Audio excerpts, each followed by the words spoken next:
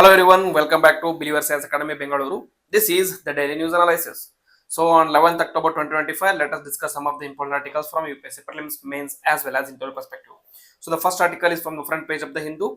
It is India to upgrade Kabul mission to full embassy status. The context is External Affairs Minister Jay Shankar made the announcement after meeting Amir Khan Muttaqi. Who is he? He is the Taliban's foreign minister in New Delhi. This marks the first high-level visit by Taliban representative to India since the group took power in 2021. So before 2021, Afghanistan was ruled by a democratic government with American support, and American troops were still present in Afghanistan. But in 2021, America and the Trump administration decided to take all its troops back to America, and since then, Taliban has taken over this democratic government. Okay, so key points. In this meeting, India reaffirmed its commitment to Afghanistan's sovereignty, territorial integrity, and independence. M. Jaishankar said India and Afghanistan share growth goals but face a common challenge of cross-border terrorism, indirectly referencing Pakistan. S. Jaishankar also condemned Pakistan's forced repatriation of Afghan refugees and appreciated Kabul's condemnation of Palgam terror attack in April 2025. And India announced 6 new health projects and will gift 20 ambulances to Afghanistan. And a new visa module will ease travel for Afghanistan students, traders, as well as patients. And also, scholarship under ICCR and other programs are under active consideration between India and Afghanistan. So the background here is India had shut its Kabul embassy in August 2021 following the US withdrawal and Taliban takeover. Since then, engagement between India and Afghanistan were very limited, was limited to humanitarian aid and small technical team. Now, with the coming of Foreign Minister Muttaqi, this has changed the discourse of India and Afghanistan. Taliban stand, it says that no terror activity from Afghan soil. Amir Khan Muttaqi's remark says that asserted that Afghanistan territory will not be used against any country. Denied the presence of terror groups like Lashkar-e-Taiba inside Afghanistan. So this comes as a surprise because recently Lashkar-e-Taiba and ISIS have signed a deal between these terror organizations to bring ISIS-like structure in Pakistan, Afghanistan, as well as India. So this comes as a surprise. Rejected the idea of joint operations with India, saying no terror threats emanate from the Afghanistan soil, and emphasized joint efforts to tackle narcotics trafficking. And with the trade and connectivity, urged India and Pakistan to open Wagah border for direct India-Afghanistan trade, calling it economically very vital. And also called for easing US sanctions on Iran's Tabar port to boost connectivity between India and Afghanistan. He also said India-Afghanistan trade has already crossed $1 billion, highlighting potential growth. Next, human rights and gender concerns. Press interactions faced backlash after women journalists were barred from attending, and Muttaqi dismissed criticisms of women's rights under Taliban rule as international propaganda. And he claimed Afghanistan women support current policies, drawing widespread skepticism. So really not sure, like because in Afghanistan recent changes, even 13-year old girls are now eligible to be married off, and there is no maximum limit for the bride or the groom. So, but the minimum limit is 13 years. So, just for 13 years, whereas it is 18 years in the rest of the countries, where 18 years considered as a major and less than 18 years considered as minor. So, basically, even the minor women in Afghanistan are now eligible for marriage, and many of the women are not allowed to attend school, and many of the women are not allowed to go out of college, go out of home, etc., etc. So, he says that these are all propaganda. So, it was very hard to believe these statements by this Muttaqi. Diplomatic symbolism. At the press meet, officials clashed over the Taliban flag. Embassy staff loyal to the previous Afghanistan Republic prevented its display. Muttaqi placed a small Islamic Emirates flag on his desk, symbolizing the ongoing tussle over diplomatic representation. So that is there. Okay. So at diplomatic level, the embassy still represent the previous democratic government, whereas the Taliban represents its Islamic Emirates flag. Significance is a diplomatic re-engagement, that is India's decision reflect a pragmatic shift, that is recognizing the Taliban's control while stopping short of formal recognition. Security and regional stakes. Both sides appear keen to counter terror threats and drug trafficking, though the trust deficits still remain between both the countries. And significance in geopolitical context, this moves comes as Russia, China, and Iran have already opened channels with Taliban. So, if these countries have already opened channels with Taliban, their relation is going to flourish. And who is going to be loser here? It is going to be India. So, India has understood this situation, and India has also moved towards channels, opening channels with Taliban, and also addressing the human rights concern. India avoided raising women's rights issues, focusing instead on security and developmental cooperation. This particular incident or this particular issue comes against India's values, core values, against India's core values.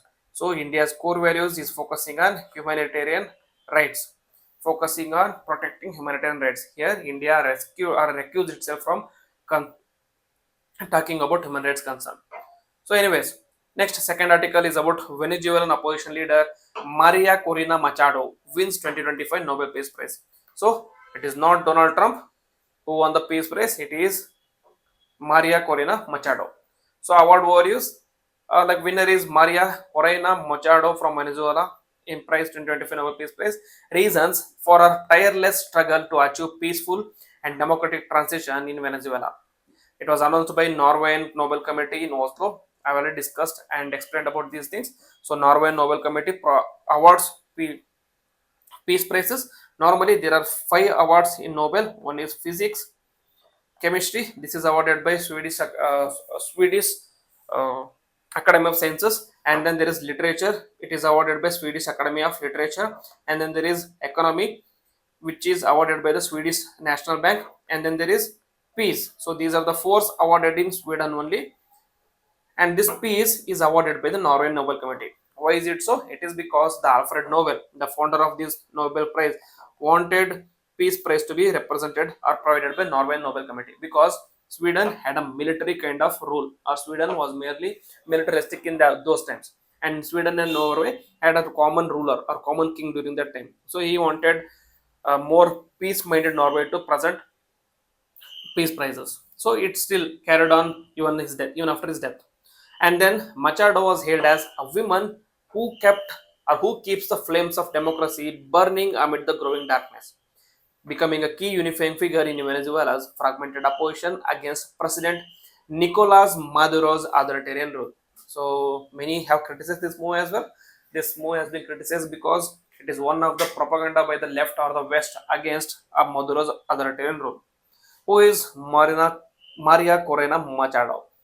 She is of 58 years of age, and as she was an industrial engineer, former National Assembly member, opposition leader, and founder of Vente Venezuela Party. She is known for vocal critique of President Maduro's socialist regime, advocating for free elections and restoration of democratic institutions, surviving government persecution and disqualification from contesting elections as well. Despite threat to her life, she remained in Venezuela, refusing exile, and a decision praised by Nobel Committee as well. The context here is we have to understand the Venezuela's political crisis to appreciate her role here. So Venezuela has been under authoritarian rule since Nicolas Maduro succeeded Hugo Chavez in 2013. In 2024 election was marred by fraud allegation. Protests erupted nationwide, leaving over 20 people dead. The government banned Machado from contesting, citing administrative irregularities. Despite the repression, she remains the symbol of resistance for pro-democracy movements. So this Venezuela, despite having the largest crude oil deposits in the world, largest crude oil deposits in the world, was going through worst economic crisis in recent years. The inflation was not any galloping or trotting inflation, it was hyperinflation with more than 100% of inflation happening in Venezuela. As a result, people started protesting against the government, which was led by Nicolas Maduro. And recently, there was election as well in 2024. And these elections, in all reality, were not regular and were not free and fair. So her role here was very significant. Machado's reaction was, "We are not there yet, but I'm sure we will prevail." Meaning, we are going to form a government, we are going to bring democracy back in Venezuela. I dedicate this praise to suffering people of Venezuela and to President Trump for his decisive support to our cause. So this was criticized by many of the people why she was using President Donald Trump in a Nobel Peace Prize award. Her dedication to Donald Trump drew international attention. She thanked him for supporting Venezuela's opposition during his presidency. Significance is marks global recognition of pro-democracy movements in Latin America, adds pressure on Maduro regime amid worsening human rights scrutiny, symbolic boost to opposition unity in Venezuela's next phase of democratic struggle, and she became 20th woman ever to receive Nobel Peace Prize. Next, the Trump misses on Nobel Peace Prize again. Despite multiple nominations, US President Donald Trump was passed over for the Nobel Peace Prize, which went instead to Machado. So reaction was Trump's communications team reacted angrily, accusing Nobel Committee of placing politics over peace. This has to be some sort of joke from America itself. How did they even think that the President Donald Trump is an able person to win the Nobel Award? Because he has been involved in more of the most of the conflicts in all over the world. Okay, they support with weapons and ammunition to Ukraine. They support with weapons and ammunition to Israel. They support weapons and ammunition to Congo. And wherever and any country is facing crisis in any part of the world, there will be hand of USA. So you want to say accusing a Nobel Committee of placing politics or peace has to be a joke from USA. It said Trump has heart of humanitarian and deserved recognition for global peacemaking prizes. It is nothing but Trump talking on behalf of himself. So nominations of Trump nominated by Republic Claudia Tenney, Republican New York for brokering Abraham Accords in 2020 that normalized ties between Israel and Arab states. Also supported Benjamin Netanyahu, Hunt Manat of Cambodia, and Pakistan's government, but all nominations came after February 1, 2025 deadline. Trump's claim to the prize was Trump and his allies have long campaigned for the recognition.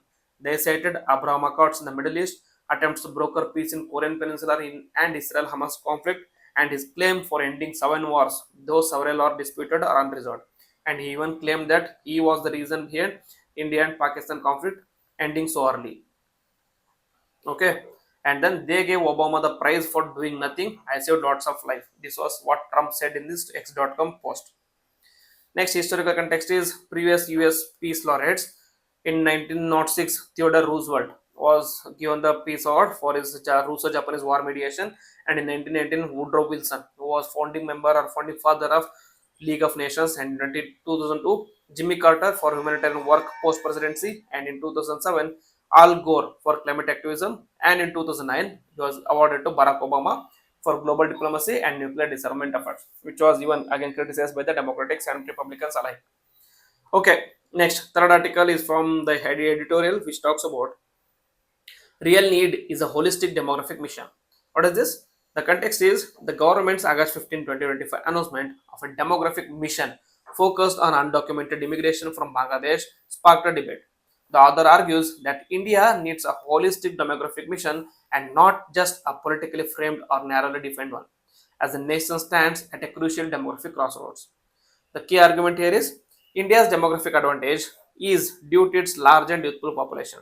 Should be viewed not merely through the numbers but all control, but through capability building, equity, and sustainability.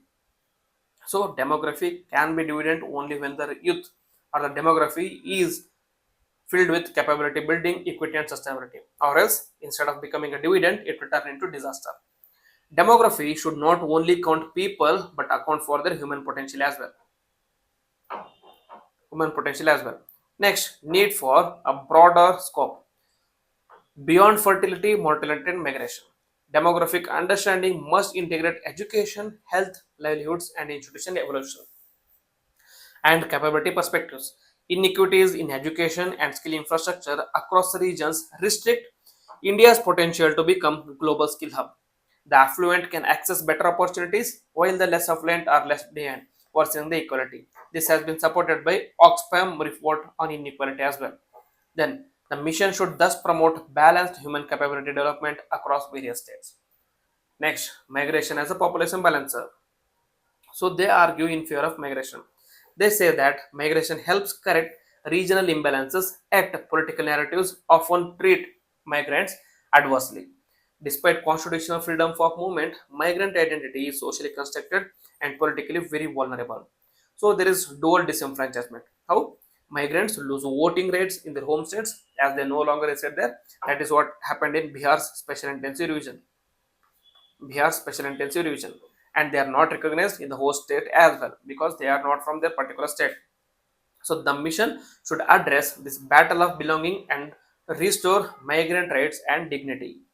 Next, focusing on longevity and social security. Rising life expectancy requires rethinking aging and economic productivity. Both the young and the old can contribute productively if they are healthy. And next is social security cannot remain state dependent alone. Employees and individuals must share responsibility for financial preparedness in non-earning years. Next is calls for a redesign of social protection systems in light of extended lifespan as well. So this is the article, and then they give for integration demography into policy as well as planning.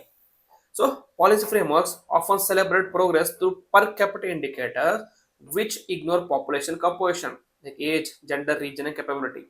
So a demographic mission should promote demographic literacy among the policymakers, mainstreaming of demographic realities into planning, evaluation, and resource allocation, and inclusion and equity and guiding principles.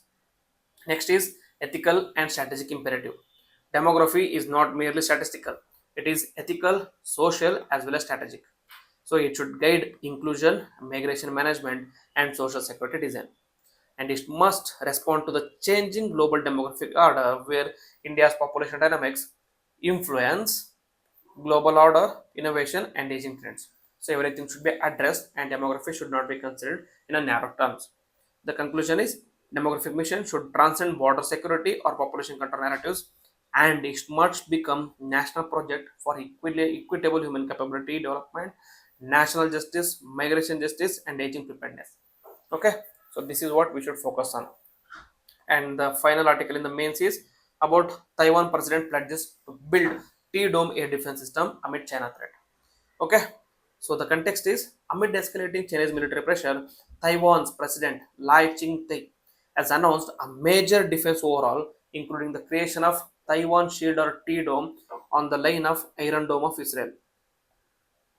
The move underscores Taipei's effort to modernize its deterrence capabilities and strengthen ties with US and the regional democracies.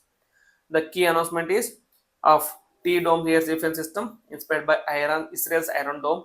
The Taiwan Dome aims to create a multi-layered air defense shield with advanced detection, interception, and response capabilities. If this is the Hong Kong, there will be defense like shield like this. These shields are not visible, but these shields are like anti-missile systems will be provided in the Hong Kong. These layers will trace or attack any missile which is coming from the top. Defense spending increases. So current spending is of 3% of the GDP, and the target is 5% of the GDP by 2030, emphasizing on indigenous defense industry development as well.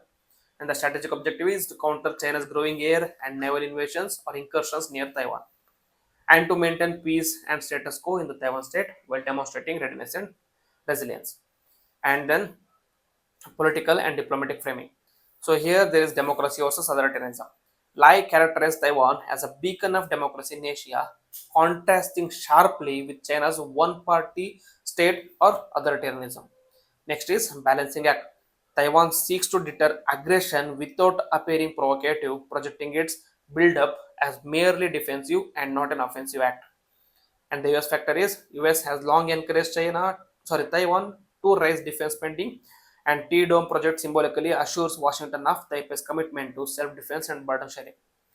And China's foreign ministry condemned the move, criticizing US Taiwan military cooperation, and Beijing accused Lai's government of seeking independence through military means and warned that it would drag Taiwan into peril in the coming years. Strategic implications will be on regional security, Indo-Pacific, especially across first island chain, and may encourage further arms sales and joint trips with Japan, Philippines, Australia under the US alliance network. And technological dimensions, the T-Dome would likely integrate radar, anti-aircraft missiles, and drone countermeasures. Political measure messaging is the domestic show of resolve to voters amid increasing external pressure. This is a diplomatic signal of Taiwan's commitment to defense autonomy and not open confrontation. So, like said that demography. Okay, this is about uh, particular event. Next is Gaza ceasefire takes effect as Israel forces pull back to agreed deployment lines. So after almost 2 years of devastating conflict, Israel and Hamas have agreed for ceasefire. The key development was ceasefire commences officially began on Friday noon following the approval by Israeli cabinet. Israel military confirmed withdrawal to agreed deployment lines and the as for the first stage of truce. And hostage prisoner exchange 48 Israeli hostages, living and deceased, to be released by Hamas in exchange for 2,000 Palestinian prisoners, mostly women and minors, to be freed by Israel. Hamas negotiator Khalil al Hayya declared it as a step to end aggression against our people.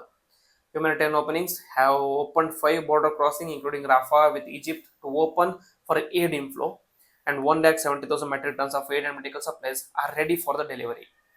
So the statements and the political questions is not very important for us. Humanitarian strategic context is very important. The human toll: over 67,000 Palestinians were killed, 170,000 were wounded, and vast areas were reduced into rubble in this conflict. Massive internal displacement and famine-like conditions happened as well. And the regional fallout: conflict destabilized West Asia, triggered Hezbollah-Israel border clashes, Red Sea tensions, global protests, and had a huge geopolitical implications. It sparked genocide allegations against Israel, which it denies, and the humanitarian coordination, UN and Egypt playing key roles in aid verification as well as logistics. Ceasefire viewed as a prelude to long-term peace negotiation. So this is about ceasefire. Next is prelims pointers. First article is about AIM 120 AMRAM missile. That is advanced medium range air to air missile. So latest news is United States may soon supply Pakistan with AIM 120 AMRAM missiles following a rare earth deal between the two countries. It is going to be a very significant issue for India and neighboring countries. This would mark a significant upgrade to Pakistan's air combat capabilities, particularly for F-16 fighter jets, which could alter South Asia's aerial balance. About the missile, full form is about EM-120 Advanced Medium Range Air to Air Missile. Type is Active Radar Guided Beyond Visual Range Missile. Role: designed for air superiority and interception missions, developed by the United States, that is Raytheon Technologies, operational since 1991. So over 35 countries including UK, USA, Japan, Australia, etc. are using this, compatible with various fighter platforms like F-15, 16, A-18, F-22, F-35, etc. And the European are Typhoon, Gripen and Tornado. All these various platforms are able to use this one. Key features of this missile is guidance system. It has an active radar homing, fire and forget capabilities, propulsion, solid fuel rocket meteor, exceeds Mach 4, that is 3000 miles per hour or 4800 km per hour.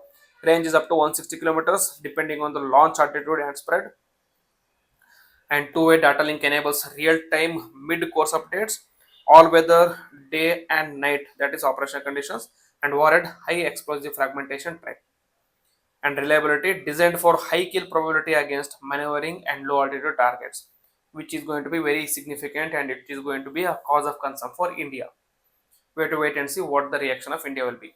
Next, Dravya portal, that is digitized retrieval application for versatile ADSIC of Ayush substances. What is this? The first phase of Dravya portal has been launched to catalog information of up to 100 key medical substances. It represents a major digital initiative to standardize and modernize traditional medicine data under the Ministry of Ayush, institutional and policy context. It is launched by Ministry of Ayush, the Government of India. It is aligned with National Ayush Mission for strengthening research and development in traditional medicine.